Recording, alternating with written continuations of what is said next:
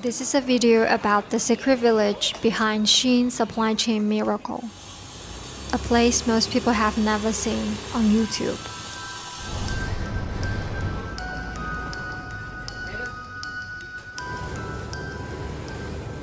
Local people call it Shein Village because there are hundreds of factories here making clothes for Shein. Back in 2021, Shein was blamed for labor violations in its supply chain, including excessive working hours, super low pay, harsh working conditions, and even child labor. Shein then promised $15 million to upgrade its extensive supply chain, including facility upgrades and worker support programs. But the criticism Shein faces has been hard to shake off. So I'm here in the village to see if these accusations are true and if Shein fulfilled its promise or not.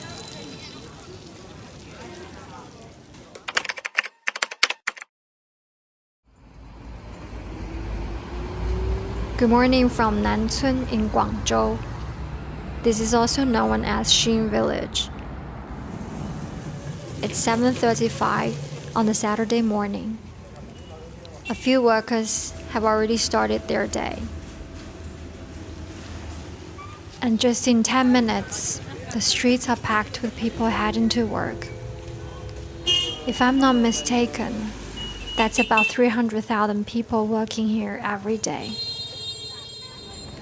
Before Shein became the fast fashion giant, this place was already one of the biggest garment hubs in China. People say there are around 5,000 factories here.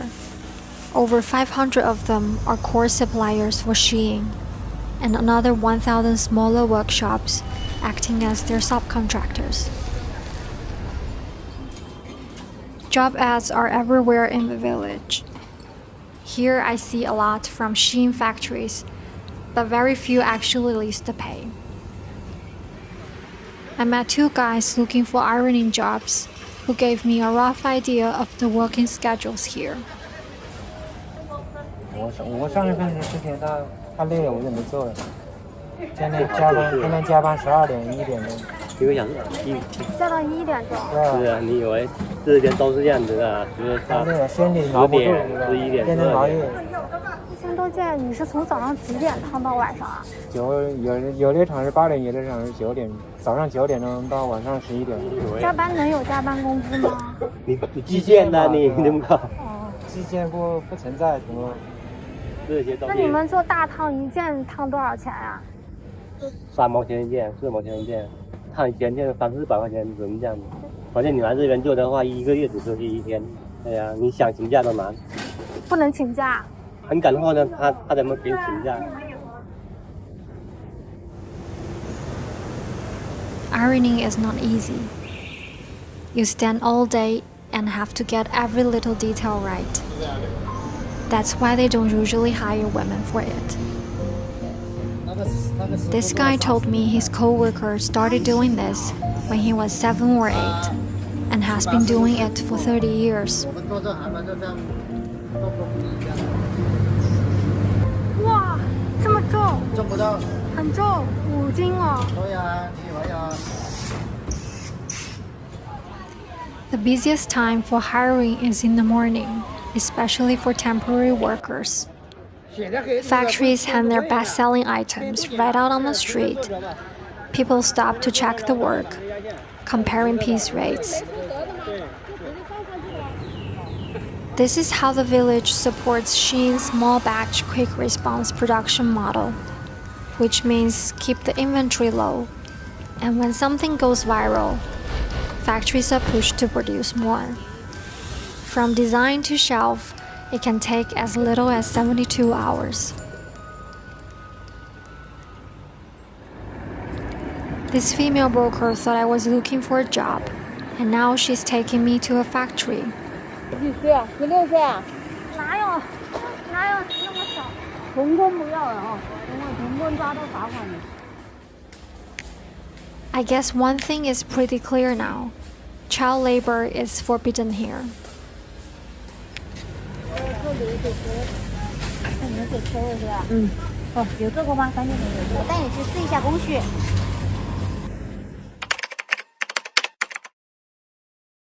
确定的话，今天就去上班。 After a quick check, the boss asked if I could start working today. And I met this woman here who trims loose threads. 电子厂之类的啊，没有记忆厂这么累。说实在的，电子厂比记忆厂还要轻累吗？松一点吗？那肯定轻松多了。那些都是固定时间上班下班，这里呢是时间真的是做个熬出来的。还有的选我都不选这个，没办法，我们这个里面最厉害的一个月能赚多少钱？最厉害的，我们线上做有300多块钱一天，你要手脚多快才能有1万块。要做多少件才能到300多啊？600件，而且是基本上那公式是5毛钱一件的，就有300块钱。好，能到2万吗？没有，基本上都是6千、7千。In this village, the salary depends on how complicated the garment is and how fast you are. The rates are transparent, everyone gets the same, but most pieces pay just 3 to 12 cents. Inside one of the factories, I saw Shein's code of conduct.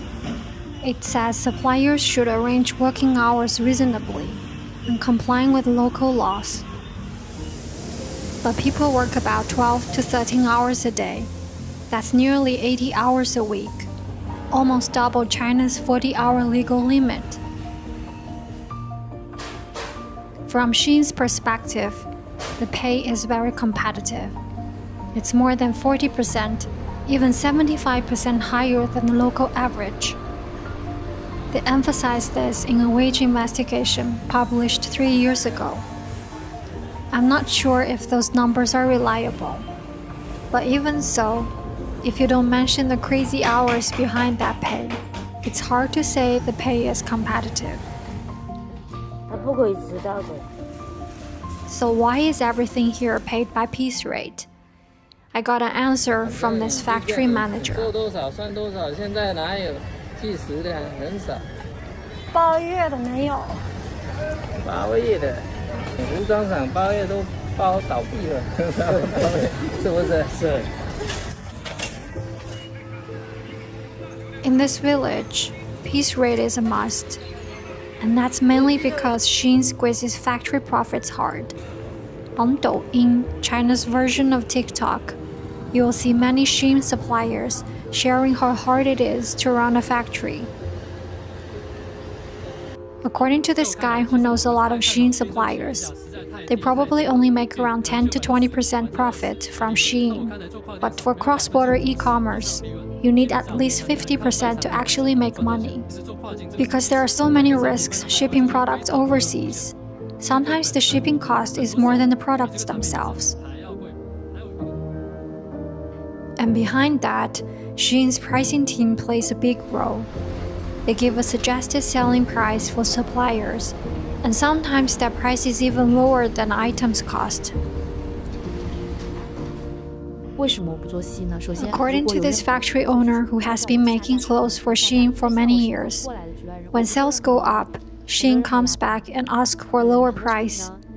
If you say no, a few days later you will see the same thing listed cheaper on the platform.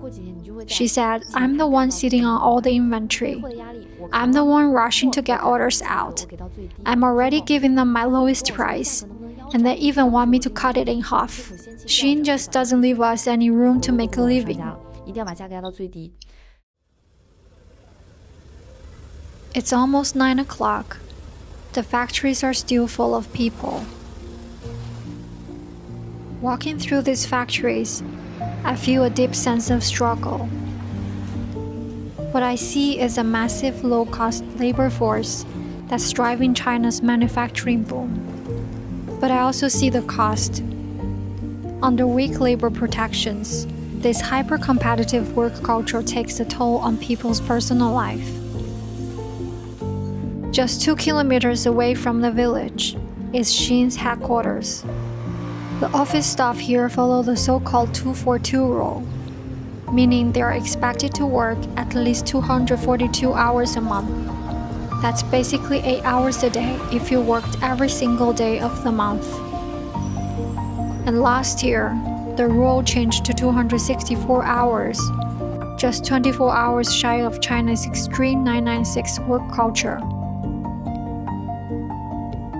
A former Shein employee wrote on Rednote, a social media platform in China, "I don't expect to get rich working 242 or even 264 hours a month. I wasn't born just to work like an ox or a horse. I'm here to enjoy the world." But for factory workers, it's not the hard work that scares them. It's the uncertainty of whether there will be orders tomorrow. That's why some factories make steady work and plenty of orders the main selling point in their job ads. Even though none of those factories here offer contracts. 有签不签无所谓，但是真的有什么纠纷了，打警察，警察还能帮到我们的，不像以前了。社保肯定没有。那都没有，就这个的哪里有这东西？什么五险一金，那肯定没有的。In fact, a lot of factories have closed this year, according to some workers. They're not really sure why, but they guess it might have something to do with the US-China trade tensions and the slowing economy here.